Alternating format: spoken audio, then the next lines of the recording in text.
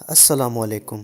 اگر آپ نے ابھی تک ہمارے چینل کو سبسکرائب نہیں کیا ہے تو ہمارے چینل کو سبسکرائب کریں اور ساتھ میں بیل آئیکن کو پریس کریں۔ بلغاریہ کی نابینا خاتون بابا وانگا اپنی پیش گوئیوں کی وجہ سے شہرت رکھتی ہے۔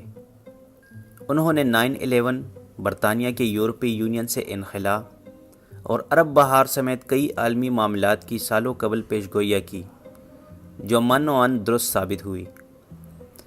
بابا وانگا کی پیش گوئیوں کی طرح ان کی زندگی بھی حیرت کا نمونہ ہے، جو انتہائی کم عمری میں ایک حادثے کا شکار ہو کر نابینا ہو گئی، لیکن اس نے انہیں وہ پراسرار طاقتیں حاصل ہو گئی جن کی بدولت انہوں نے پیش گوئیاں کی۔ دی مرر کے مطابق بابا وانگا 1911 میں مقدونیہ میں پیدا ہوئی۔ ان کے والد کا نام پینڈو سرچیف اور والدہ کا نام پیراسیکو سرچیوا تھا۔ بابا وانگا کی پیدائش بھی قبل از وقت ہوئی تھی، جس کی وجہ سے وہ کئی طبی پیچیدگیوں کا شکار تھی اور بمشکل موت کے منہ میں جانے سے بچی۔ بابا وانگا کا بچپن انتہائی غربت میں گزرا۔ 3 سال کی عمر میں ان کی والدہ انتقال کر گئی اور ان کے والد کو فوج میں شامل کر کے جنگ پر بھیج دیا گیا۔ ہمسایوں اور ماں باپ کے دوستوں نے بابا وانگا کی پرورش کی۔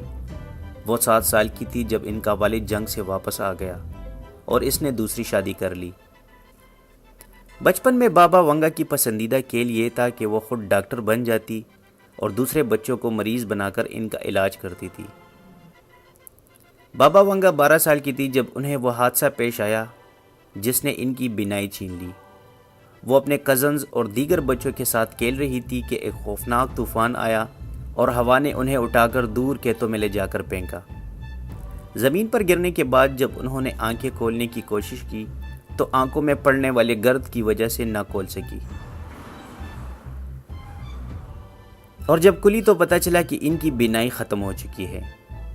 ان کے والد نے ان کی آنکھوں کی 3 آپریشن کروائے، لیکن ان کی بینائی واپس نہ آئی۔ اس کے بعد انہیں نابیناؤں کے اسکول میں بھیج دیا گیا۔ ابھی 2 سال ہی ہوئے تھے کہ بابا وانگا کی سوتیلی ماں مر گئی اور اس کے باپ نے چھوٹے سوتیلے بہن بھائیوں کی دیکھ بھال کے لیے اسے اسکول سے واپس بلا لیا۔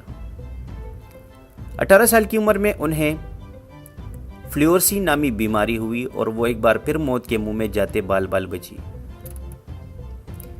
ابتدائی طور پر انہیں عجیب و غریب خواب آنے شروع ہوئے جن میں انہیں پراسرار آوازیں سنائی دیتی اور وہ مر جانے والوں سے اور درختوں سے باتیں کرنے لگی۔ اس کے ساتھ ہی انہوں نے پیش گوئیوں کا سلسلہ شروع کر دیا جس کے بارے میں اب پوری دنیا جانتی ہے۔ انہوں نے کبھی کوئی پیش گوئی تحریر نہیں کی بلکہ ہمیشہ اپنے پاس موجود لوگوں کو بتائی۔ بابا وانگا کا انتقال 85 سال کی عمر میں 1996 میں ہوا۔